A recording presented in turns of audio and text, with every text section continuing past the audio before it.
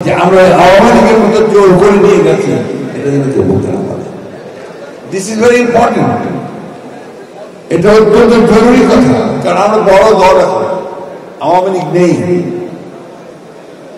আমাদেরকে সেই দায়িত্ব পালন করতে হবে।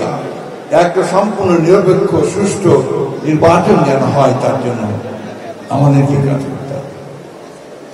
তার জন্য এখন থেকেই আমার মনে হয় ছাত্র দল, স্বেচ্ছাসেবক দল, যুব দল, তারা তাদের কাজ শুরু করবে, সেই প্রস্তুতি গ্রহণ করবে এবং সেইভাবেই তারা তাদের নির্বাচন করবে।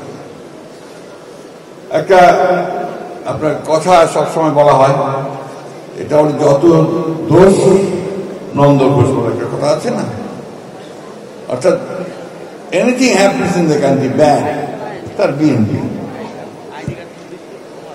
তাই করে, তাই বলে না। এই জায়গাটা তো হচ্ছে ইচ্ছাকৃত বিএনপিকে বেলাইন করার জন্য, যেহেতু বিএনপি হচ্ছে সম্ভাব্য সামনের দিনের সারথি, যেহেতু বিএনপি সামনের দিনে রাষ্ট্র পরিচালনা করবে, সুতরাং তার বিরুদ্ধে এই সমস্ত মেলাইন করে তাকে যত খাটো করার চেষ্টা করা। প্রিয় সহকর্মীবৃন্দ, আমরা একসাথে 15 বছর লড়াই করেছি, একসাথে আমরা জেলে থেকেছি, কারাগারে থেকেছি। আমাদের নেত্রী দেশের বেগম খালেদা জিয়া 6 বছর অন্তরীণ ছিলেন। আমাদের নেতা এখনো তিনি নির্বাচিত অবস্থা দিয়ে আছেন। আমাদের এমন একটা পরিবার নেই যে আমরা এফেক্টেড হইনি। সুতরাং এই জিনিসগুলোকে মনে রেখে যে আসুন আমরা সবাই মিলে এই দুঃখ কষ্টগুলোকে কাটিয়ে আমরা একটা সুন্দর ভবিষ্যতের স্বপ্ন দেখি। আমি আমার ছোট ভাইটার মুখে, এই ছোট বোনটার মুখে, আমার মায়ের মুখে একটু হাসি ফুটিয়ে তুলি এবং একটা সুন্দর সমাজ গড়ে তুলি।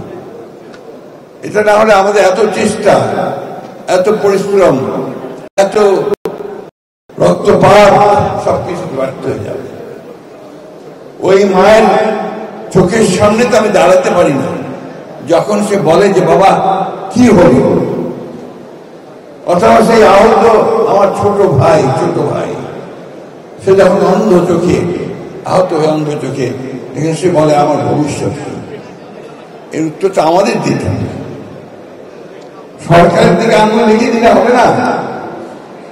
আমরাও এর জন্য একইভাবে রেসপন্সিবল। আমাদেরকেও ওই কাজটা করার জন্য এখন থেকে তৈরি হতে হবে।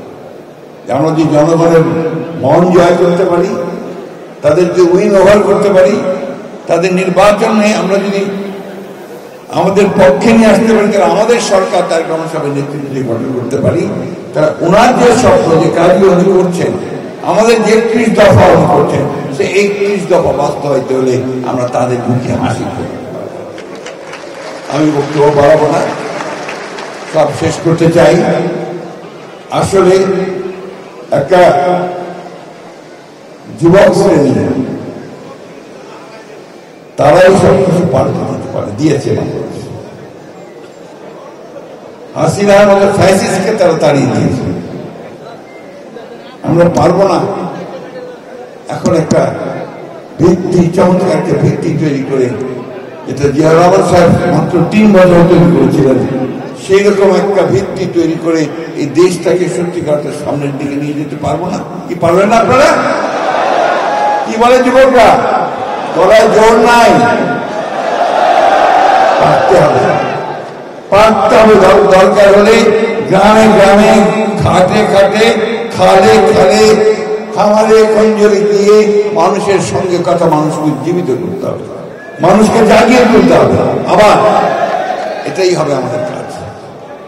যে কথাটা আপনি বলেছেন চমৎকার, সাকি বলেছে যে আপনার আধার দরকার, অর্থাৎ পার্টি দরকার, যে পার্টি রেভলিউশনে লিড করবে, অর্থাৎ আমার এই তারেক রহমানের সামনে যে বিপ্লব, সেই বিপ্লবকে সফল করবে, সেটাই হচ্ছে সবচেয়ে বড়।